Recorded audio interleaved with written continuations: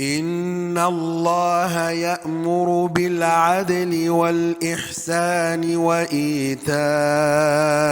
ذي القربى وينهى عن الفحشاء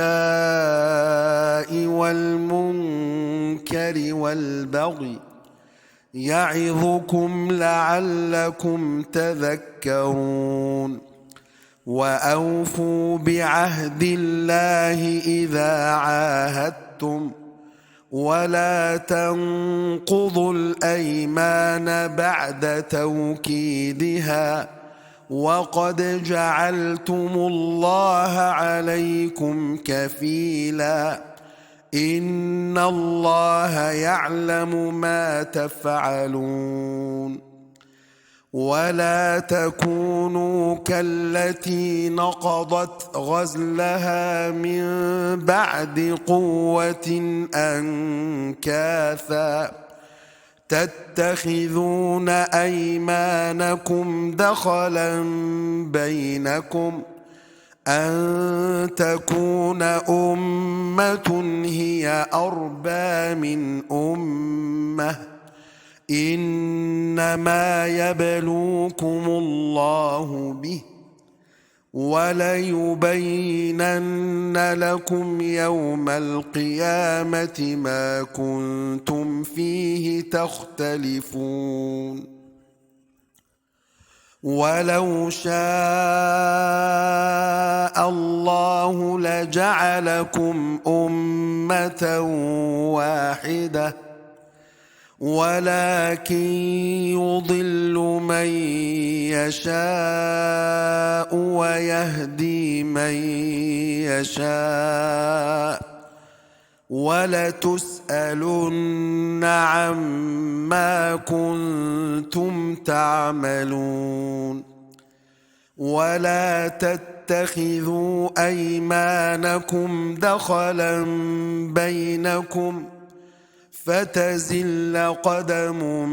بعد ثبوتها وتذوقوا السوء بما صددتم عن سبيل الله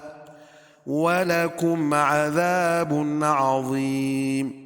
ولا تشتروا بعهد الله ثمنا قليلا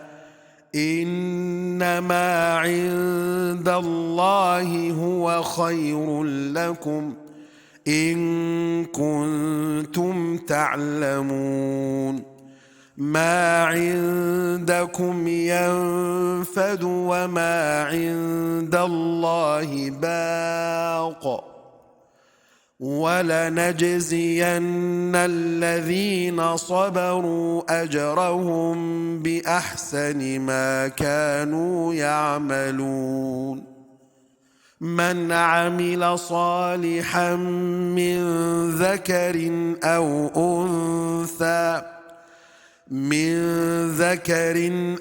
أنثى وهو مؤمن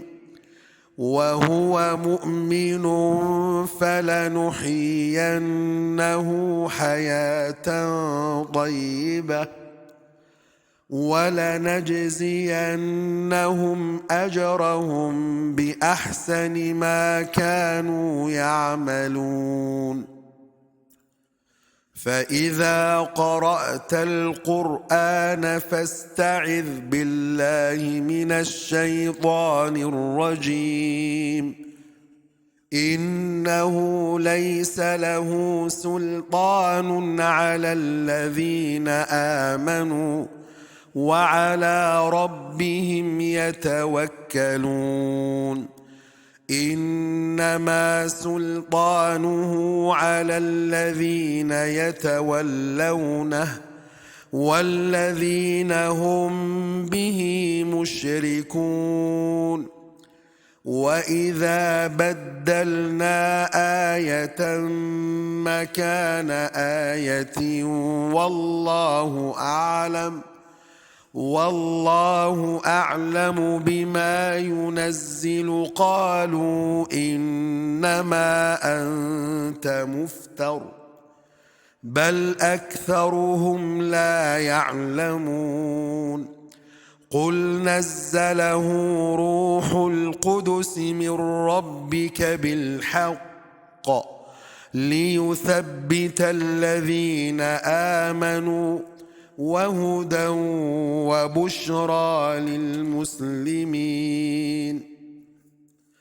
ولقد نعلم أنهم يقولون إنما يعلمه بشر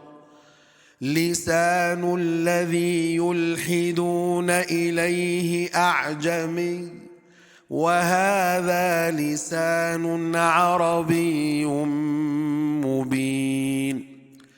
إن الذين لا يؤمنون بآيات الله لا يهديهم الله ولهم عذاب أليم. إنما يفتري الكذب الذين لا يؤمنون بآيات الله وأولئك هم الكاذبون. من كفر بالله من بعد إيمانه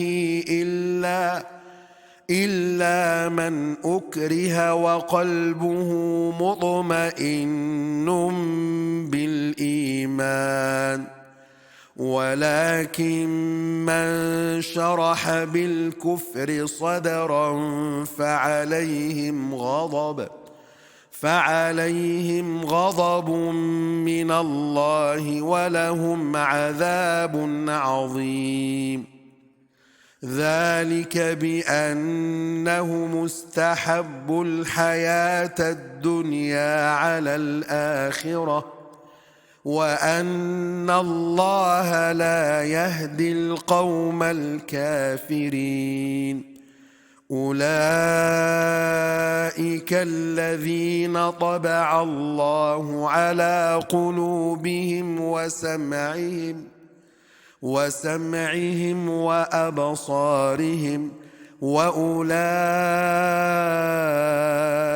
هم الغافلون. لا جرم أنهم في الآخرة هم الخاسرون. ثم إن ربك للذين هاجروا من بعد ما فتنوا ثم جاهدوا وصبروا إن ربك من بعدها لغفور رحيم.